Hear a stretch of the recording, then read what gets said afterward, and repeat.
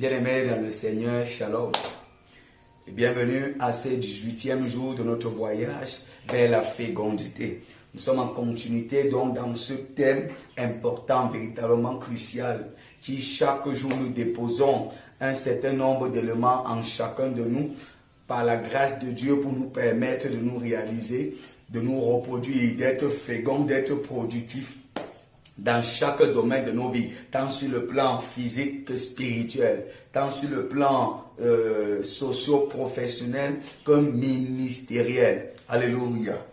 Rappelez-vous, nous sommes dans la partie qui nous donne, dans la troisième partie qui nous parle des obstacles à la fécondité.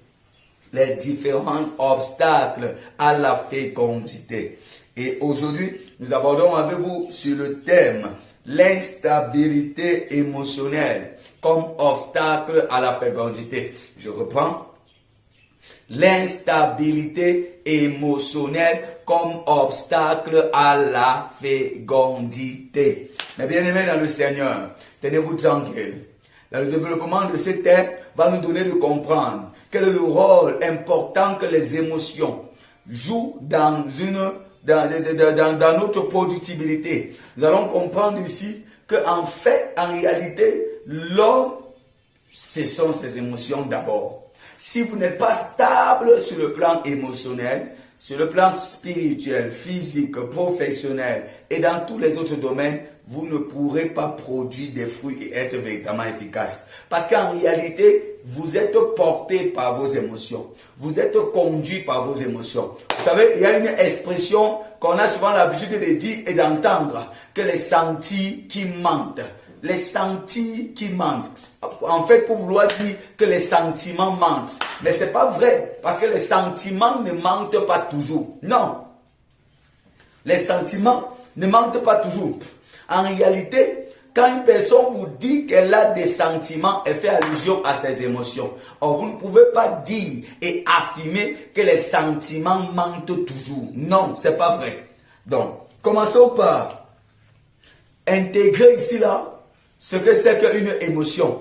Lorsqu'on parle d'une émotion, mes bien-aimés dans le Seigneur, nous devons savoir que les émotions, c'est une réalité pour tout homme. Vous ne pouvez pas être un être humain et vous débarrasser des émotions. Non. J'écoute souvent les personnes dire, tu es trop émotionnel, tu es trop émotionnel, tu ne dois pas être émotionnel. Mais c'est quel scandale ça? Si vous n'êtes pas émotionnel, vous n'êtes plus être humain. Si vous n'avez plus des émotions, vous n'êtes plus un être humain. En réalité, on doit voir les émotions dans ce que vous faites. On doit voir les émotions, même dans votre manière d'enseigner, même dans l'adoration. N'ayez pas peur de mettre vos émotions. Non, les émotions font partie intégrale de vous et de votre personne. Donc vous n'avez pas à enlever les émotions dans ce que vous faites. Dites-moi, vous enlevez les émotions et qu'est-ce qui reste? Vous devenez quoi? C'est pourquoi on voit des gens qui sont dans des relations avec Dieu trop plates, sans émotion, parce qu'elles ne mettent pas les émotions dans ce qu'elles font. En réalité, comme on le dit au quartier, elles ne mettent pas le cœur. Vous allez voir des relations de couple, toujours plates. Vous allez voir des relations d'amitié plates. Il n'y a rien. Pourquoi? Parce qu'on a enlevé toutes les émotions. Si vous dépouillez votre relation des émotions, il n'y aura plus rien. Il n'y aura plus rien. Si vous vous dépouillez vous-même des relations, il ne restera plus rien de vous. Amen. Donc, les relations peuvent se comprendre. Les émotions, autant pour moi, pas les relations. Les émotions peuvent se comprendre comme l'état d'une personne qui exprime une situation. L'état psychologique d'une personne qui exprime une situation. C'est ça aussi, comment est-ce qu'on peut comprendre l'émotion. Donc, l'émotion, c'est également un sentiment. Le sentiment, c'est un sentiment. C'est un ressenti qui peut être positif ou négatif. L'émotion peut être également compris comme un sentiment ou comme un ressenti. Et ces deux éléments peuvent être positifs ou négatifs. Ça veut dire qu'on peut avoir les émotions positives ou les émotions négatives, ou les émotions de joie ou les émotions de tristesse. C'est de ça dont nous voulons parler. Donc, l'émotion en soi n'est pas un problème, n'est pas une mauvaise chose. C'est la gestion de ces émotions qui peuvent faire problème. Qui peut faire problème et vous entraîner, vous conduire dans ce qu'on appelle une instabilité émotionnelle. Donc, chacun d'entre nous a une émotion, a des émotions. Chacun, que vous soyez pasteur, fidèle, que vous soyez homme d'affaires, peu importe qui vous êtes, peu importe votre maturité, vous avez des émotions. Et le fait d'avoir les émotions et même d'être conduit par des émotions quelquefois ne fait pas de vous un faible. Il faut que nous puissions comprendre ces choses-là. Non. C'est normal que vous réagissez en manifestant vos émotions. Vous êtes simplement en train de vous exprimer et de dire que vous êtes humain. Si vous n'avez plus d'émotions, ça veut dire que vous n'êtes plus un humain. Amen. Ça veut dire que vous n'êtes plus un humain. Donc, l'émotion en soi n'est pas un problème, mais c'est la gestion de celle-ci qui fait problème. Et si vous gérez mal les émotions, vous allez tomber dans ce qu'on appelle l'instabilité émotionnelle. Ça veut dire, au lieu que vous puissiez conduire vos émotions, ce sont vos émotions qui vous conduisent. En fait, c'est ça qu'on appelle l'instabilité émotionnelle. Ça veut dire que vous n'êtes plus stable dans vos émotions. Ce n'est plus vous qui avez le contrôle de vos émotions. C'est vos émotions qui ont du contrôle sur vous maintenant. Et c'est là qu'il y a un problème. Amen. Donc, c'est l'instabilité émotionnelle, c'est quoi? L'instabilité émotionnelle, c'est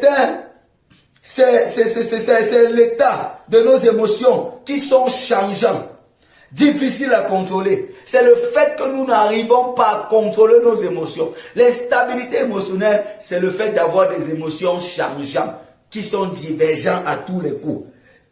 Ce qui entraîne des sauts d'humeur, des réactions inappropriées à des situations et la non-maîtrise de soi. Quand vous avez une instabilité émotionnelle, vous avez des sauts d'humeur constants.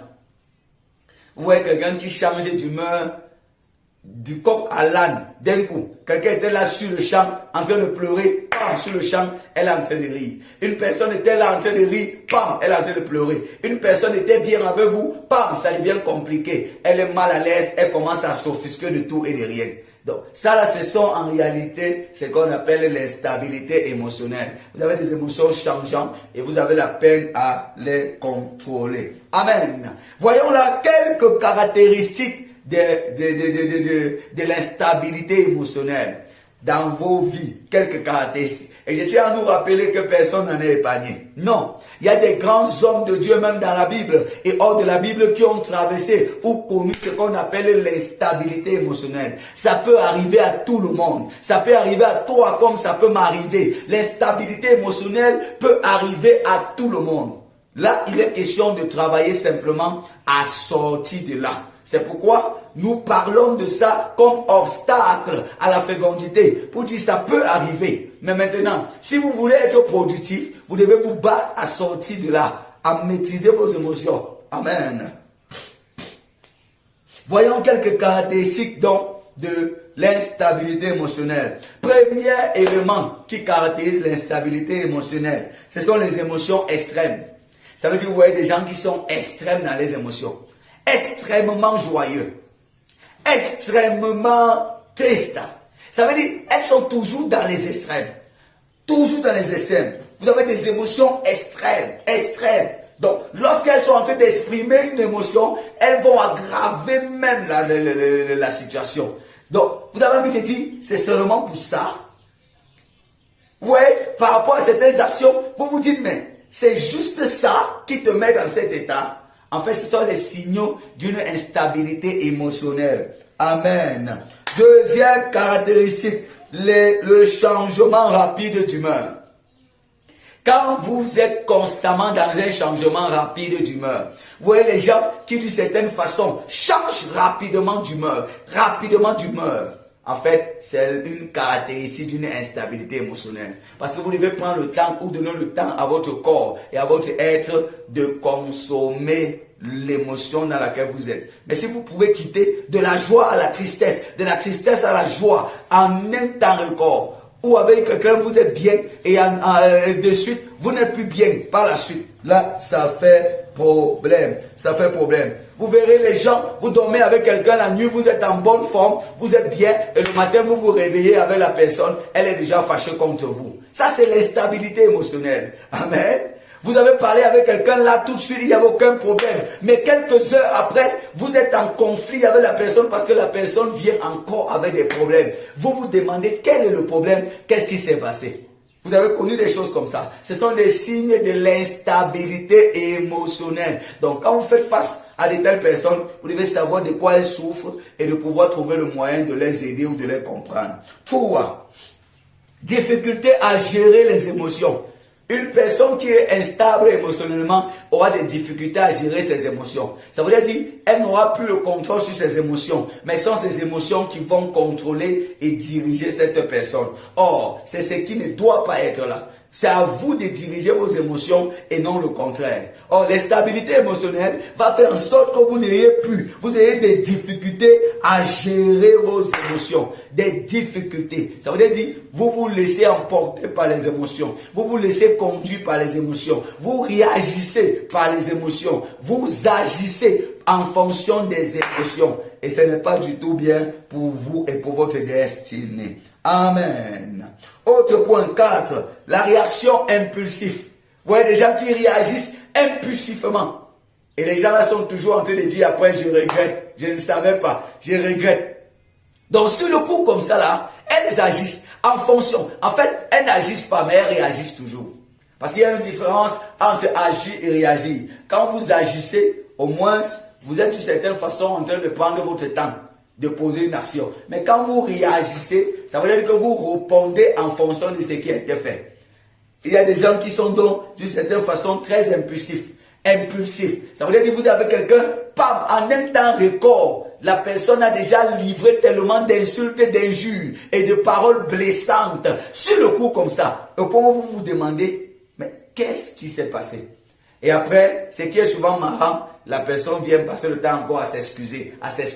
Donc si constamment, vous agissez d'abord pour blesser, frustrer des personnes, avant de venir sur le coup, demander pardon et regretter, vous devez comprendre que quand ça se répète, c'est le signe que vous êtes dans une instabilité émotionnelle. Vous devez pouvoir avoir la maîtrise de vous-même. Vous devez pouvoir avoir la maîtrise sur vous. Ce n'est pas parce que telle chose s'est passée comme ça que vous allez réagir immédiatement. Vous allez voir les gens réagir en public, bizarrement. Vous allez voir des personnes réagir sur le coup. Dès que vous les avez un peu blessés ou touchés, salis, dès que vous avez un peu d'une certaine façon mal fait telle ou telle autre chose, pam, sur le coup, elles réagissent bizarrement. Écoutez, ce n'est pas tout ce qu'on vous fait que vous devez réagir sur le coup. Ce n'est pas face à toutes les situations que vous devez réagir sur le coup. Vous devez apprendre à vous maîtriser, à maîtriser vos émotions. Vous devez apprendre à ne pas agir sur vos expulsions. Vous devez pas apprendre à ne pas réagir sur le coup. Non. Parfois, il peut y avoir une situation bizarre, compliquée. Prenez le temps de vous calmer, d'observer. Imaginez un leader qui est déséquilibré sur le plan de ses émotions. Comment est-ce qu'il va gérer les gens? Comment vous comptez gérer les gens quand vous n'arrivez pas à maîtriser vos simples émotions? Comment vous comptez gérer les gens, diriger une entreprise? Comment vous comptez être productif, monter davantage quand vous n'arrivez pas à subir la pression? Quand vous ne pouvez pas d'une certaine façon avoir le contrôle de vous-même quand il y a la pression, vous voulez exploser, vous voulez d'une certaine façon exploser au milieu des gens. Et ouais, certaines personnes vous disent, tant que je n'ai pas encore dit, je ne peux pas me calmer. Dis quoi? Dis quoi? Vous allez écouter des personnes vous dire, non, tant que je ne parle pas d'abord tout ce qui est dans mon bouche, tout ce qui est dans mon ventre ici, je ne me calme pas. Mais ça, ce n'est pas l'habitude et l'attitude des leaders. Non, ce n'est pas tout ce qui est dans vos bouches qui doivent sortir. Ce n'est pas tout ce que vous ressentez que vous devez laisser paraître. Non. Non, bien-aimé dans le Seigneur. Sinon, ça va détruire vos relations. Ça va détruire votre leadership. Si vous laissez sortir tout ce qui est dans vos bouches, si vous laissez sortir tout ce qui est dans vos ventres, n'importe comment, à tort et à travers, vous allez détruire votre leadership et vous n'irez pas loin. Amen. Dernière caractéristique de l'instabilité émotionnelle, c'est le désespoir. Lorsque vous êtes dans un désespoir terrible, vous ne voulez plus rien. Vous perdez le goût de la vie. Les choses ne vous disent plus rien. Et vous allez voir des personnes comme ça. Ils sont même autour, vous êtes avec eux et il y a des commentaires qui font même rire. La personne est toujours triste. Vous faites n'importe comment avec la personne, elle reste inerte à elle-même. Elle est dans un désespoir. Ça, c'est le signe de l'instabilité émotionnelle également. Amen. Parlons de quelques causes de l'instabilité émotionnelle. Quelques causes de l'instabilité émotionnelle. L'une des causes que nous allons commencer par évoquer avec vous, c'est des expériences traumatisantes du passé. Vous savez, parfois quand vous voyez les gens réagir par rapport à un certain nombre de choses, il faut toujours trouver quelles sont les causes. Les expériences traumatisantes du passé peuvent être à l'origine de vos instabilités émotionnelles du présent et même du futur.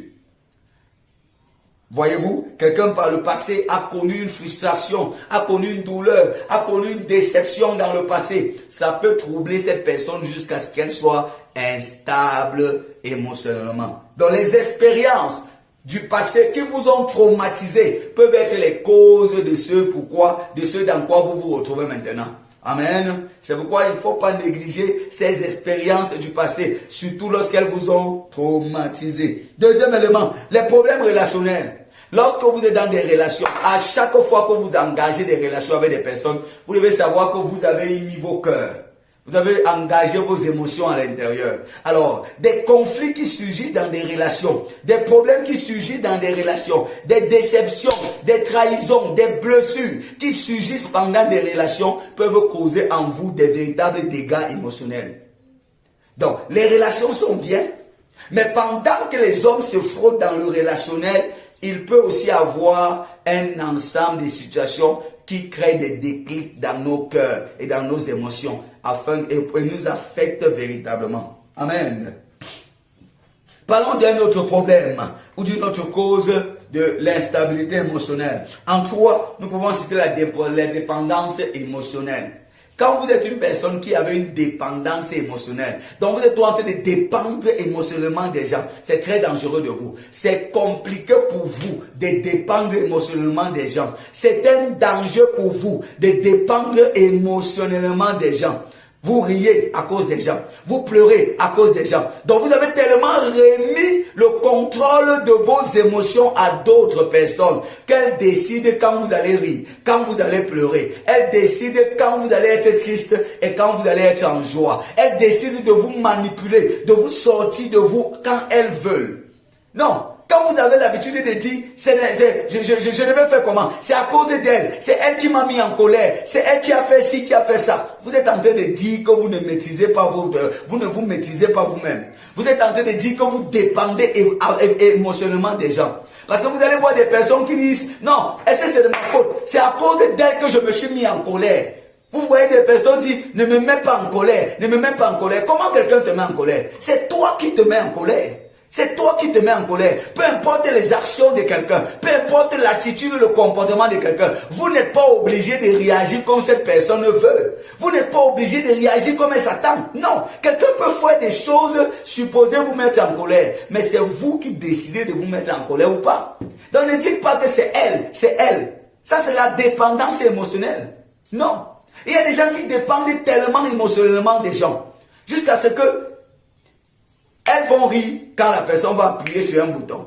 Elles vont être tristes quand la personne va appuyer. Je ne sais pas qui vous avez donné la télécommande de vos émotions, mais vous devez récupérer. Vous devez récupérer parce que votre joie, votre bonheur, votre quiétude, votre paix doit dépendre uniquement de Dieu et de vous-même. Uniquement de Dieu et de vous-même et de personne d'autre. Même pas de votre mari, même pas de votre femme, même pas de vos enfants. Non, parce qu'il y a des parents qui sont contrôlés émotionnellement par leurs enfants. Oui, il y a des parents qui sont contrôlés émotionnellement par leurs enfants. Ça veut dire quand les enfants veulent qu'elles soient tristes, quand le parent soit triste, l'enfant sait comment il fait. Quand il veut que le parent soit en joie, l'enfant fait comment il fait. Et c'est pourquoi d'une certaine façon, les enfants utilisent cela pour manipuler leurs parents avec. Amen. Quatrième cause de l'instabilité émotionnelle. Nous pouvons citer cela les problèmes de santé physique. Lorsque vous traversez des problèmes de santé physique, Ça vous met tellement en colère, ça chamboule votre esprit parce que c'est un mélange de tout. Vous pensez à la mort, vous êtes dans les regrets, vous pensez à vos projets et à vos réalisations et il y a comme un mélange de tout dans votre esprit. Donc, la mauvaise santé physique peut causer une véritable instabilité émotionnelle. C'est pourquoi, quand vous êtes malade physiquement, vous devez essayer véritablement de trouver le juste milieu afin de ne pas vous laisser tomber dans ce gouffre d'instabilité émotionnelle. Parce que les douleurs de la maladie, tous les éléments, les incapacités que la maladie vous impose peuvent vous amener à avoir un chamboulement dans vos émotions. Amen. Cinquième cause que nous pouvons citer, c'est l'utilisation de certaines substances telles que l'alcool, la drogue et toute autre chose. Vous savez, nous sommes dans un contexte aujourd'hui où sur les réseaux sociaux, il y a tellement de substances qui sont proposées. Les substances, pour augmenter ton ventre, prends telle substance. Pour baisser ton ventre, prends telle substance. Ainsi de suite. Donc, tous ces additifs que les gens prennent dehors sont des éléments qui causent leurs instabilités émotionnelles. Quand vous dépendez totalement de l'alcool, vous prenez trop l'alcool, ça peut changer vos émotions. Et vous voyez là à côté de vous, il y a des personnes qui ne sont plus contrôlées par elles-mêmes, mais qui sont influencées par l'alcool. C'est l'alcool qui les dirige, c'est l'alcool qui les oriente, c'est l'alcool qui les dicte les actions qu'elles doivent faire. Pour d'autres, c'est la drogue. La drogue, quand vous prenez la drogue, ça va créer des instabilités émotionnelles dans vos vies. Avec beaucoup d'autres produits que les gens nous proposent dehors sur le marché, tellement de produits peuvent attaquer et affecter vos émotions afin que vous n'ayez plus le contrôle de vos émotions. Alléluia. Amen. Mes bien-aimés, vous devez savoir que votre fécondité, votre efficacité est liée à la stabilité de vos émotions. Vous ne pouvez pas être un homme efficace, un homme productif, un homme qui se reproduit tant que vous n'avez pas une stabilité dans vos émotions. Même sur le plan biologique, pour pouvoir féconder une femme, pour qu'une femme tombe enceinte, la science a prouvé qu'elle doit être stable dans ses émotions. Lorsqu'elle est troublée, stressée, ça peut créer, même si elle est en période féconde, une annulation de la fécondation. Ça veut dire que vous avez une femme qui a bien la capacité de vous donner l'enfant, mais lorsqu'elle est stressée, lorsqu'elle est troublée par un certain nombre de situations et de problèmes, vous allez beau donner la sémence, mais il n'y aura pas fécondation à cause du stress. C'est scientifiquement prouvé, mes bien-aimés dans le Seigneur. C'est pourquoi, même sur le plan holistique de vos vies, les divers domaines, vous ne pouvez pas avoir un employé qui est tout le temps stressé. Et vous vous attendez à ce qu'ils produisent des fruits. C'est pourquoi les entreprises qui ont compris ces choses-là, qui ont compris que la stabilité émotionnelle de ces employés est capitale, est à l'origine de la productivité, qu'est-ce qu'ils font? Il y a ce qu'on appelle des psychologues qui travaillent constamment avec le personnel. Les entreprises qui ont compris ça vont tout le temps soumettre leurs employés à des spécialistes tels que des psychologues cliniciens, des personnes qui vont travailler sur leur âme, qui vont travailler à leur motiver, à travailler à stabiliser leurs émotions. Les entreprises prennent le temps d'investir suffisamment de moyens pour pouvoir avoir des employés stables sur le plan émotionnel et mental. Parce que c'est de là que part leur reproduction, leur efficacité. Vous ne pouvez pas avoir un leader qui est troublé émotionnellement et vous vous attendez à ce qu'il produise et qu'il donne les fruits. Non. Je connais l'histoire d'un médecin qui, d'une certaine façon, ne commettait pas d'erreur. C'était un chirurgien. Il ne commettait pas d'erreur dans son travail. Mais à un moment, quand ça a commencé, à un moment, on était étonné de voir qu'il opérait les gens et laissait le matériel dans le ventre. Il avait tellement d'erreurs comme ça là dans ses dernières opérations que lorsqu'il était en train d'être passé à un conseil de discipline, il a été convoqué à un conseil de discipline. Et c'est là qu'il allait raconter à son pasteur. Et dans la discussion, il va dire à son pasteur que sa femme a demandé le divorce. Vous voyez, ça a attaqué, à cause de ces expériences douloureuses, ça a attaqué ses émotions. Et il était dans une instabilité émotionnelle qui n'arrivait plus à être productif. Vous pouvez être rempli de potentiel, rempli de capacités. Mais si vous n'êtes pas stable dans vos émotions, si vous n'avez pas une stabilité émotionnelle, vous ne produirez aucun fruit. Vous allez rester là. C'est pourquoi beaucoup de femmes qui d'une certaine façon, remplies de potentiel, dotées de potentiel, mais à cause de ce qu'elles sont troublées, elles subissent des tortures dans le foyer, elles ne sont pas épanouies dans leur foyer. Vous voyez tellement de personnes, de femmes, qui étaient avant le mariage, tellement pleines de potentiel, qui étaient productifs, qui produisaient des fruits. Une fois dans le mariage, n'arrivent plus à produire des fruits. À cause de quoi? D'une instabilité émotionnelle. Elles ne sont pas épanouies. Elles ne sont pas heureuses. Conséquence, tous les autres domaines de sa vie vont s'affecter. Vous verrez également des hommes comme ça là. Une fois que le foyer d'un homme ne marche pas, lorsqu'il n'est pas à l'aise et épanoui dans son foyer, cela va se répertorier dans ses activités professionnelles, familiales et dans ses finances. C'est pourquoi, lorsque vous voyez quelqu'un qui est sur place, vous devez chercher au niveau de ses émotions. Est-ce que cette personne est stable émotionnellement? Amen. Donc, l'instabilité émotionnelle est un véritable obstacle à la fécondité. Ça va tuer votre esprit créatif. Ça va tuer votre motivation. L'instabilité émotionnelle va tuer la motivation à bosser et à travailler. Vous allez vivre aussi le jour le jour. Vous allez vivre aussi pour vivre. Vous voyez des personnes qui existent mais ne vivent plus. Elles sont aussi là comme ça. Amen. Mais bien aimés, comment donc surmonter l'instabilité émotionnelle? Comment donc surmonter cela? Je vous donne 5 éléments rapidement. 5 éléments qui vous donnent de surmonter l'instabilité émotionnelle. 1. Il faut refuser le déni. Il faut refuser le déni de vos émotions. Refuser le déni, cela c'est quoi? C'est le fait de ne pas nier. Vous ne devez pas nier que vous avez des émotions. Non. Et parfois, beaucoup de chrétiens sont forts, des champions pour le déni de leurs émotions. Vous voyez un chrétien qui est dans les douleurs. Et vous dites, est-ce que ça va? Non, tout va bien, alors que ça ne va pas. Il est trop torturé à l'intérieur de lui-même. Mais il joue les fausses sécurités. Non, à un moment, vous devez savoir que le fait de compter sur la grâce de Dieu n'annule pas le fait que vous ayez des émotions. Le fait d'être chrétien n'annule pas le fait que vous ayez des émotions.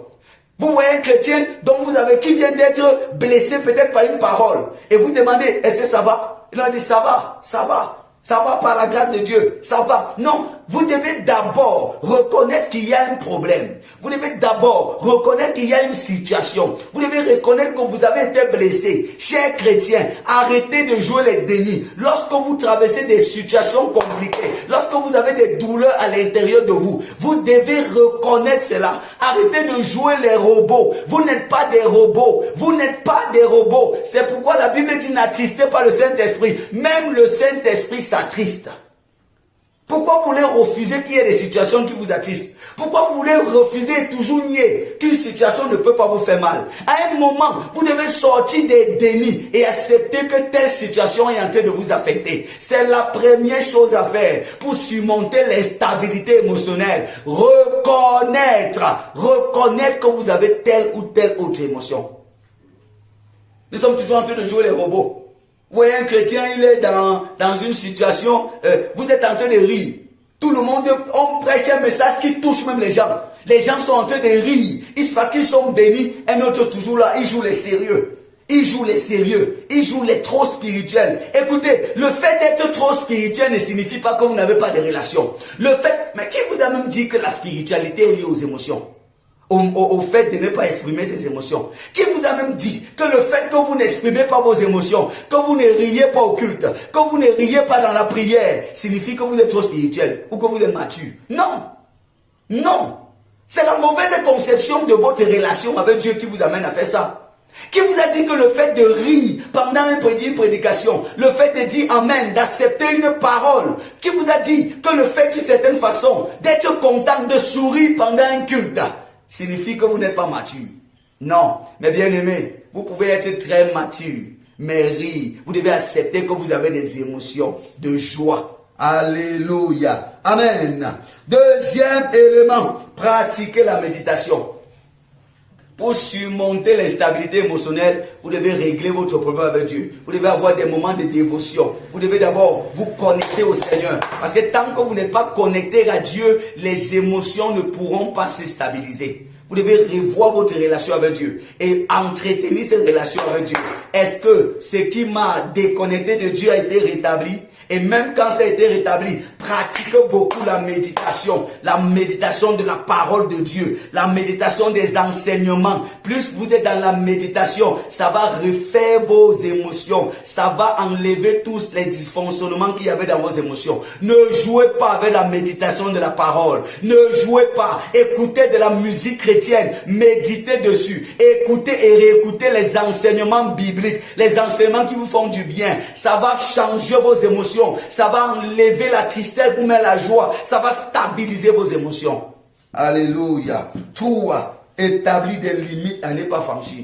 Pour surmonter les instabilités émotionnelles, vous devez établir les limites. Établir des limites dans vos relations. Établir des limites dans votre profession. Établir les limites à ne pas franchir. Vous devez établir des limites. Ces limites vont vous permettre des choses qu'il faut faire et des choses qu'il ne faut pas faire. Vous devez établir. Parce que tant qu'un homme n'a pas de limites, c'est compliqué. Si vous n'avez pas de limites, une fois que vous enlevez les bornes, quand vous enlevez les limites, sachez que vous courez vers le danger. Sachez que vous courez vers le danger. Tout homme et toute femme doit avoir les limites à ne pas franchir dans sa vie. Alléluia. Parce que c'est souvent parce que nous avons ôté les bornes, nous avons enlevé les limites que nous avons souvent des blessures, des frustrations et que nous tombons dans des instabilités émotionnelles. Alléluia. 4. Cherchez de l'aide. Partagez vos émotions avec quelqu'un. Pour sortir des instabilités émotionnelles, vous devez chercher de l'aide. Il faut chercher de l'aide auprès des professionnels. Il faut chercher de l'aide auprès des personnes d'une certaine façon qui peuvent vous aider. Arrêtez de jouer les durs. Les durs. Non, ça va aller. Non, tout va bien. Quand ça ne va pas, chers chrétiens, acceptez que ça ne va pas. Quand ça ne va pas, prenez conscience que ça ne va pas. Vous n'êtes pas des robots. Vous n'êtes pas des robots. Vous pouvez avoir mal. Ça ne fait pas de vous quelqu'un qui n'est plus chrétien. Quand ça ne va pas, acceptez que ça ne va pas et cherchez de l'aide.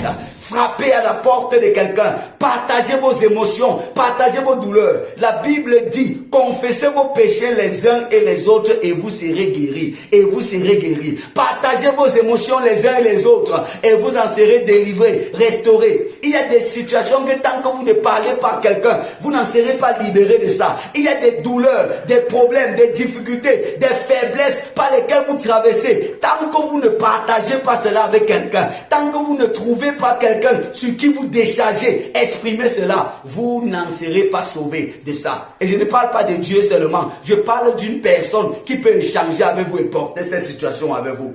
Mais bien aimé dans le Seigneur, il est important de trouver de l'aide. Trouvez de l'aide. Ne mourrez pas à petit feu. Beaucoup de personnes meurent à petit feu parce qu'elles ne veulent pas partager leurs soucis avec des gens. Parce qu'elles ne veulent pas partager les ressentis. Elles ne veulent pas partager la joie ou la douleur qu'elles ressentent.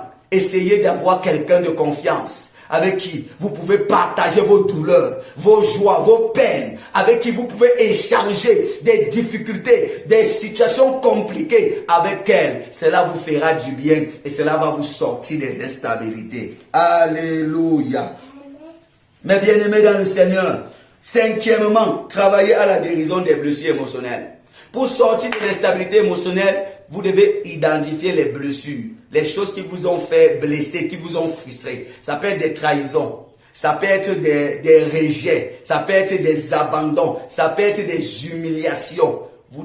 Ça peut être des injustices. Vous devez travailler à guérir de ces choses-là. Ne mettez pas le sparadrap sur une blessure sans guérir. Ne mettez pas le sparadrap sur une blessure sans guérir. Toute blessure que vous ne travaillez pas sa guérison va ressurgir des années plus tard. Toutes les blessures que vous essayez de cacher à l'intérieur de vous, sans les affronter, vont ressurgir devant et vont vous affecter. C'est pourquoi affrontez vos démons, affrontez ces blessures, affrontez ces situations et guérissez de cela. Travaillez à guérir de ça. Alléluia. Voyons et finissons avec quelques cas bibliques. David lui-même a été vraiment dans une situation terrible d'instabilité émotionnelle. Mais bien aimé, et c'est pourquoi, regardez, lisons un peu le psaume 69. le psaume 69 et nous allons découvrir cela. Psaume 69, écoutons un peu David. Sauve-moi, ô Dieu, car les eaux menacent ma vie. J'enfonce dans la boue sans pouvoir me tenir. Je suis tombé dans un gouffre et les eaux m'inondent. Je me puise à crier, mon gosier se dessèche. Mes yeux se consument tandis que je regarde vers mon Dieu. Ils sont plus nombreux que les cheveux de ma tête, ceux qui me haïssent sans cause. Ils sont puissants, ceux qui veulent me perdre. Qui sont à tort mes ennemis, ce que je n'ai pas dérobé, il faut que je le restitue. Il était dans des situations d'instabilité émotionnelle comme ça, de désespoir, perdu. Mais il s'est tourné vers Dieu. Il a commencé à crier au Seigneur. Peu importe l'instabilité dans laquelle tu te trouves, tourne-toi vers le Seigneur. Trouve quelqu'un de confiance à qui partager. Et pendant que tu es dans des moments de dévotion et de méditation, le Seigneur te restaurera de là. Vous voyez également, il y a également le cas de Jérémie. Pratiquement tout son ministère, il était constamment dans des instabilités émotionnelles à cause de l'anxiété et de la frustration dont le ministère donnait. Mais bien aimé, ça peut arriver à tout le monde. Mais nous devons lutter, travailler à sortir de là. Parce que tant que nous sommes dans l'instabilité émotionnelle, nous ne serons pas efficaces. Pas du tout.